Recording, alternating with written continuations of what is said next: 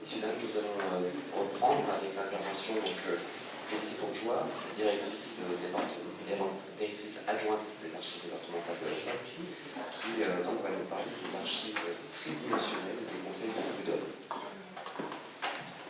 Effectivement, des archives tridimensionnelles dans les collections, des tissus, des tiges de bottines, une agrafe à ressort dite relève-pantalon, du fêtage pour protéger les clous de la rouille, quel curieux inventaire d'archives que les prévères n'auraient certainement pas relié. Ces documents, provenant tous des conseils de Prud'homme, ont toujours suscité mon étonnement depuis mon arrivée aux archives départementales. Ma volonté d'en savoir plus et de comprendre pourquoi nous conservons ces trésors va me permettre de vous exposer ce matin ce que archives des conseils de Prud'homme signifie aux archives départementales de la Somme. Commençons pour un peu d'étymologie et de sémantique. En 1100, le substantif prose d'homme signifie homme vaillant, de valeur, et se trouve dans la chanson de Roland. Vous le retrouvez ici, dans cette au milieu, le petit truc jaune à bouger. Voilà. Prud'homme n'est pas en bas, mais en haut. En 1176-1181, Chrétien de Troyes utilise, lui, l'adjectif prud-homme, au sens toujours de vaillant et preux, dans son Chevalier au lion. Nous sommes donc là dans une signification où preux-homme ou prod-homme caractérise un homme valeureux, prudent, mais aussi un conseiller. En 1260, Étienne Boileau utilise, lui, le substantif prud-homme, comme homme expert et versé dans un métier qu'on charge de certaines fonctions, comme d'attester en justice et d'estimer la valeur d'un objet. Étienne Boileau fut prévôt de Paris entre 1261 et 1269, et c'est aux prévôts royaux que revint en 1266 l'essentiel de la tâche de la mise par écrit des règles coutumières et l'instauration d'un ordre juridique en matière d'organisation des métiers et de la réglementation. Étienne Boileau rédige donc, ou plutôt compile, ces coutumes dans ce qu'il appelle l'Établissement des métiers de Paris. Cet établissement de métiers devait se composer de 3 parties. La première comportait l'ensemble de la législation des métiers parisiens, la deuxième était consacrée aux tarifs des divers impôts perçus sur le commerce et la circulation des denrées, et la troisième devait contenir l'ensemble des textes fixant des droits de juridiction attachés aux différentes seigneuries de la ville. Cette dernière partie n'est pas compilée par Boileau et est à peine ébauchée dans la première moitié du XIVe siècle. Elle fut même par la suite abandonnée, probablement en raison de la complexité de la tâche et des résistances des seigneurs fonciers comme détenteurs privés de juridiction de certains métiers. Nous restons donc à la fin du Moyen-Âge et de la période qui pour nous est dite d'Ancien Régime, avec cette connotation très forte d'homme prud-homme, valeureux et conseiller. Au XIXe siècle, cependant, le recul de cette connotation laudative permet le passage vers la caricature. Prud'homme, Joseph de son prénom, devient un type de bourgeois, sot, satisfait de soi et solennel. Cette dérive débute vers 1830 dans des caricatures de scènes populaires et s'incarne sous la plume et le crayon d'Henri Monnier, qui fait paraître en 1852 une comédie intitulée « Grandeur et décadence » de Joseph Prud'homme. André Franquin s'inspire même de ce personnage en 1952 pour le personnage du maire de Champignac pour dépeindre un notable à la logorrhée pontifiante. Voilà, je voulais faire un petit hommage, un petit clin d'œil à cette connotation du mot prud'homme. Pourtant, l'ensemble des informations étymologiques et lexicographiques que je viens de vous donner se retrouvent présentées de manière synthétique en salle de lecture dans le dictionnaire de l'ancienne langue française et de tous ses dialectes, rédigé par François Godefroy et publié en 1881, première étape de ma recherche sur cette signification des prud'hommes. Entrons désormais dans l'historique de ces conseils de Prud'homme. Même si l'institution prud'homale n'apparaît officiellement qu'en 1806, un rapide focus sur la période plus ancienne permet de fonder l'historique de cette justice entre pairs et d'en fonder le contexte. C'est au XIIIe siècle que l'arbitrage fait son apparition comme mode de résolution des conflits. Elle constitue alors une juridiction d'exception, puisqu'elle ne traite que des litiges entre artisans sur la base d'un système de justice populaire. Les artisans sont jugés par leurs pairs. C'est dans ce contexte historique qu'apparaissent les premiers conseillers prud'homaux, considérés à l'époque comme des défenseurs du métier. En 1296, Philippe le Bel institue 24 prud'hommes pour la ville de Paris. Ce seront pendant très longtemps les seuls conseillers prud'homaux sur l'ensemble du territoire national.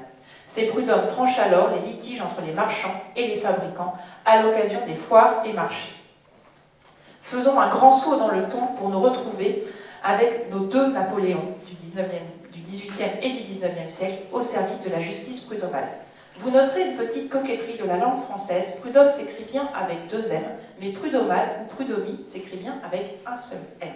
Avis aux amateurs de mots fléchés. En 1806, Napoléon Ier légifère sur le Conseil des prud'hommes. La première loi sur les prud'hommes est promulguée le 18 mars 1806 donc, et la juridiction est alors créée à Lyon, et uniquement à Lyon, pour résoudre les conflits entre les fabricants de soie et leurs ouvriers. Ce premier conseil prend la forme d'une instance de conciliation avec des juges élus.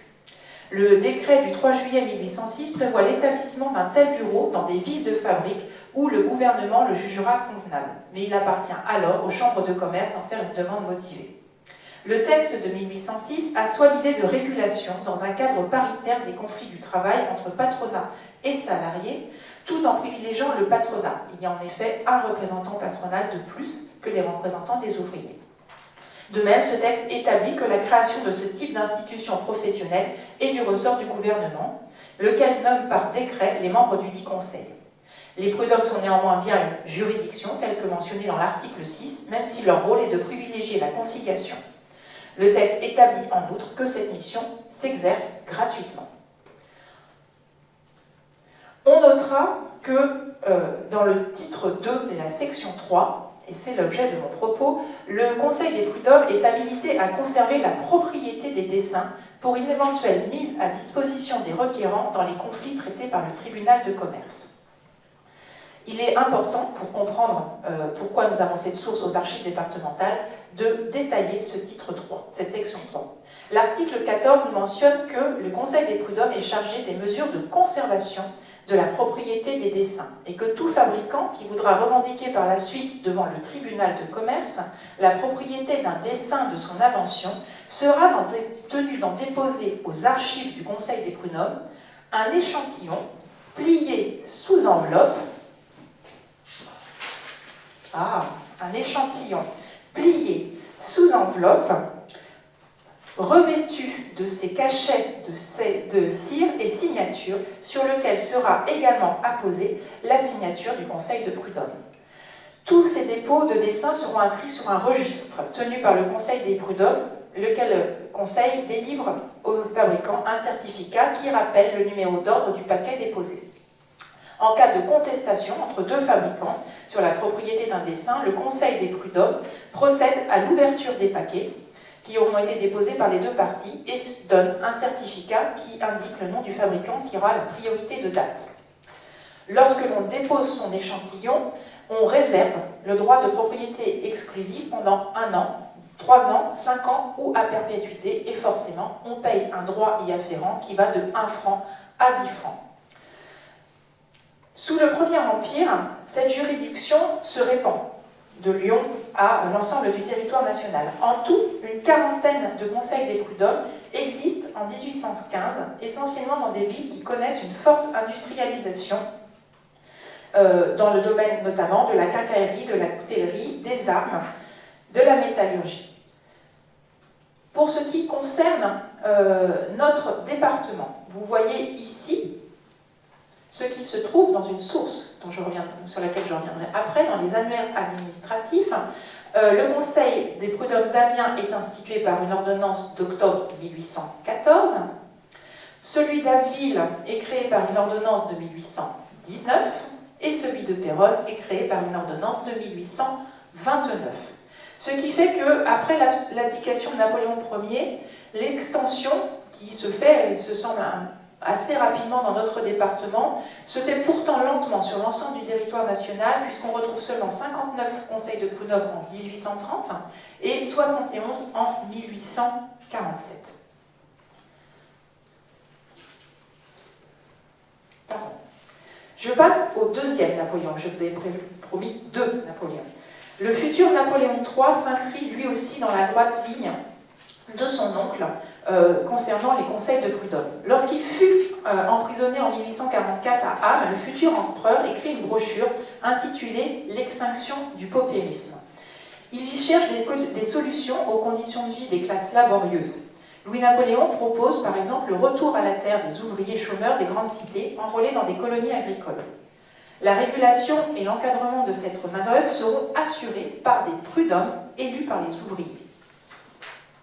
Ces prud'hommes rempliraient dans la classe ouvrière le même rôle que les sous-officiers remplissent dans l'armée. Ils formeraient le premier degré de la hiérarchie sociale, stimulant la louable ambition de tous en leur montrant une récompense facile à obtenir. Je viens là de citer l'ambition de Napoléon III. Évolution de la législation tout au long du XIXe et du XXe siècle. En mai 1848, les prud'hommes deviennent enfin paritaires. La loi du 27 mai fait entrer la démocratie au sein des conseils des prud'hommes et en magnifie en profondeur l'organisation. Il y a désormais autant de conseillers employeurs que de conseillers salariés pour régler les conflits en tant que juges toujours non professionnels. Et les audiences de conciliation doivent être tenues par deux membres, l'un patron, l'autre ouvrier. Vous voyez que là on est avant la réforme de 1848. L'un patron, l'autre ouvrier, le nombre des prud'hommes ouvriers étant toujours égal au nombre de prud'hommes patrons. En 1848, on prévoit que le nombre de conseillers prud'homaux peut être de 6 au minimum et de 26 au maximum. Pour être éligible, il suffit d'être électeur, de savoir lire et écrire et d'être domicilié depuis au moins 1 an dans la circonscription du Conseil. La présidence du Conseil donne une voix prépondérante, mais cette présidence ne dure que 3 mois et elle est attribuée alternativement à un patron et à un ouvrier par chacun de leurs collègues respectifs. L'élection répond à une technique croisée fort complexe. Chaque catégorie se doit alors de désigner les élus de l'autre catégorie. Première petite réforme en 1853 avec l'arrivée au pouvoir de Napoléon III. Les complexités de la législation de 1848, notamment en termes d'élection, fait qu'on règle assez rapidement cette question des conditions d'élection et du fonctionnement des conseils des prud'hommes. Les patrons et les ouvriers, désormais, élisent leurs représentants, chacun de leur côté. Le système paritaire est conservé, mais le président et le vice-président sont nommés directement par l'empereur. Et le chef de l'État peut aller choisir jusqu'en dehors du conseil élu ses présidents et vice-présidents. La loi apporte aussi des nouvelles conditions pour être électeur. Il faut désormais justifier de 5 ans d'expérience professionnelle et une présence de 3 ans dans la circonscription électorale est exigée. Cet objectif est d'écarter du corps électoral prud'homal les ouvriers migrants, même si on les contrôle à partir de cette date-là par le livret ouvrier. On exclut en quelque sorte les ouvriers qui passent d'entreprise en entreprise, de ville en ville, pour trouver un emploi. Passons désormais au XXe siècle. En 1907, la loi du 27 mars modifie le mode de création des conseils de prud'hommes. Elle peut être prise, cette création, à l'initiative du pouvoir central, après l'avis du conseil municipal, ou à l'initiative du conseil municipal. Dans ces cas-là, la création devient de droit. Le conseil est alors divisé en sections spécialisées par secteur d'activité. C'est la profession du plaideur qui va déterminer la section compétente, et le décret d'institution du conseil mentionne les secteurs qui peuvent composer ce conseil, sa compétence d'attribution, et il est fait appel au juge de paix en cas de partage des voix lors d'un vote. Petit focus rapide sur la cause des femmes et la place des femmes au sein des conseils des prud'hommes, et j'y reviendrai tout à la fin de mon intervention. La loi de 1907 est une véritable avancée dans la parité, non pas dans la parité entre patrons et ouvriers, mais entre hommes et femmes. Ces dernières se voient accorder la possibilité de voter, et la loi du 15 novembre 1908, supprimant le mot « homme » des articles de loi définissant les conditions d'éligibilité, permet désormais aux femmes d'être éligibles et de siéger dans les conseils. Pour Amiens, en 1946, Madame Yvonne Moisan est élue dans le collège employeur de la section commerce. Elle est la première femme samarienne à siéger. Elle deviendra même vice-présidente du conseil en 1960 et exercera ses fonctions jusqu'en 1973. Il faut cependant attendre 1969 pour voir une salariée, Madame Paulette Masson, siéger dans la section commerce, elle aussi. Arrivons-en à la dernière clé. 1979, qui est la date clé et la date pivot pour les archives tridimensionnelles. La loi Boulin du 18 janvier 1879 précise que le cadre légal des prud'hommes est un peu modifié. Il étend la juridiction sur l'ensemble de la France, ce qui fait que certains conseils qui avaient été supprimés, celui de Péronne le sera à la fin du XIXe siècle, sont recréés à la fin du XXe siècle. L'État prend désormais en charge le fonctionnement et les secrétariats greffes sont créés. Tous les salariés sont désormais inscrits sur les listes électorales par leur employeur. Les conseils sont recentrés sur leurs tâches juridictionnelles. Désormais, le dépôt des dessins et modèles est confié aux tribunaux de commerce et surtout à l'Institut national de la propriété industrielle qui en assure désormais la conservation. C'est donc la fin du dépôt des dessins et modèles dans les archives départementales. Quelles sont donc les sources des archives des prud'hommes aux archives départementales? Eh bien, je dirais que c'est entre lacunes et richesses inexploitées, pour reprendre un peu l'expression qu'a utilisée Jean-Michel. Revenons un peu sur la recherche que j'ai eue pour préparer cette intervention. Faire l'histoire d'un domaine que l'on connaît peu ou pas revient pour un archiviste à aller faire un état des sources disponibles afin d'en appréhender le domaine et fonder son propos. La première chose est la consultation de la bibliothèque de recherche. Quelle déception, Florence! Aucune publication de grande ampleur ne couvre la question de la prud'homie dans la Somme. La seule brochure éditée par l'association socioculturelle du CPH de Damien à l'occasion du bicentenaire de l'institution est une aide précieuse, mais minime. Deuxième étape, se plonger dans la source préférée du chercheur en histoire administrative, les annuaires administratifs. Vous en avez ici quelques exemples. Cette recherche est d'autant plus nécessaire que les documents d'archives conservés dans nos collections sont parfois muets, voire lacunaires sur nombre de questions. Par exemple, comment trouver la date de fondation et la conseil de prud'hommes? En fouillant dans les archives, me direz-vous. Sauf que pour le conseil de prud'hommes de Friville-Escarbotin, ce fut mission impossible. Rien ne se trouve dans notre collection. Les annuaires administratifs m'ont permis de déterminer non pas la date précise, mais un créneau d'année. Ce CPH n'est pas présent dans l'annuaire 1886, mais dans l'annuaire 1887. Je présume qu'il a donc été créé entre 1886 et 1887. Le chercheur qui va se plonger dans l'histoire des conseils de prud'hommes de la Somme va devoir faire preuve d'une grande constance et d'une certaine imagination pour aller trouver les sources qu'il s'attend à trouver, en théorie, dans la série U, pour la période 1800-1940, réglementairement destinée aux archives de la justice. Pourtant, ces archives de la série U, pour la question des conseils de prud'hommes, sont vides, ou peu s'en faut. Il faut donc se tourner vers d'autres séries dites modernes, notamment la série 10M, que vous voyez ici, pour y trouver des informations sur l'organisation du conseil des prud'hommes. Mais il faut aussi se tourner vers les séries un peu exotiques, sous série KZ et 99M, que vous voyez ici, puisque j'ai mentionné 10M travail, mais en fait il s'agit de 99M. Ceux-ci sont des séries provisoires qui comportent des documents qui doivent être remis dans les séries réglementaires. Un peu comme Anne Lejeune, j'espère que vous suivez toujours. Le 99M est donc la partie KZ. Mais le chercheur va devoir en faire de même pour la partie contemporaine, après 1940. Il va même devoir se plonger dans les codes de W, 1024 W34, pour retrouver parfois des documents antérieurs à 1940. Et notre chercheur devra aussi explorer la période contemporaine pour avoir non pas les versements provenant des conseils de prud'hommes en eux-mêmes, mais des informations sur le fonctionnement de ces conseils de prud'hommes, notamment sur les élections. Aucune élection prud'hommale ne vient en direct du conseil de prud'hommes, mais des fonds de la préfecture. On a même dans le fonds 1124W un fonds des renseignements généraux qui contient des informations sur les prud'hommes. Parce que notre chercheur va être très déçu à la rubrique Conseil de prud'homme de notre état des versements.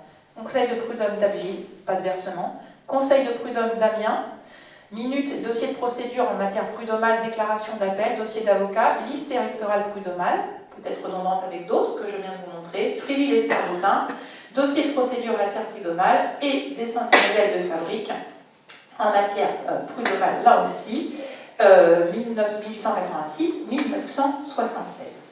Alors je voudrais terminer mon propos, parce que sinon vous allez me dire qu'il me reste très peu de temps, pour vous montrer quelques archives, de ces archives tridimensionnelles. Alors 3 à l'écran, que j'ai choisies et qui sont reproduites sur notre site internet.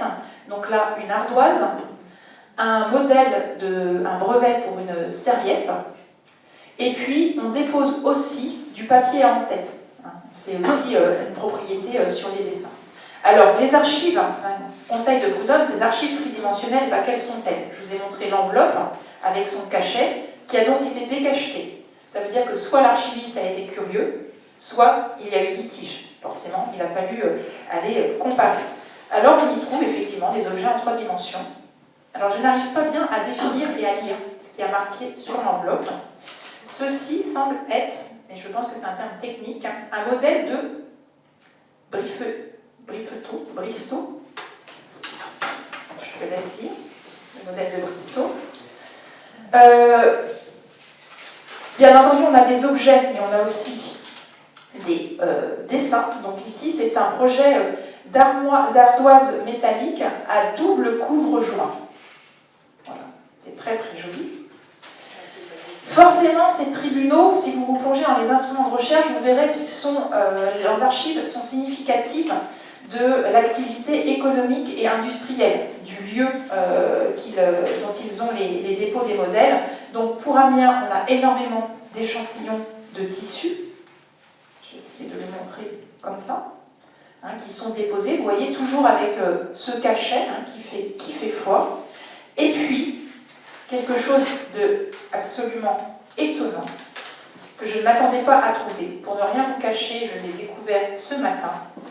Ceci, inventé par Raoul Mention, demeurant à Amiens, rue Blasset, déclare avoir déposé ce jour au greffe des prud'hommes d'Amiens une enveloppe cachetée, renfermant primo une garniture périodique, la spongine, dite l'indispensable. Une garniture périodique, la spongine, dite l'indispensable, modèle 1, modèle 2. Et voici, mesdames, à quoi ressemble un modèle de garniture périodique en 1901. Voilà, je termine mon propos sur ces étonnantes archives tridimensionnelles des conseils des prud'hommes. Voilà, je vous remercie.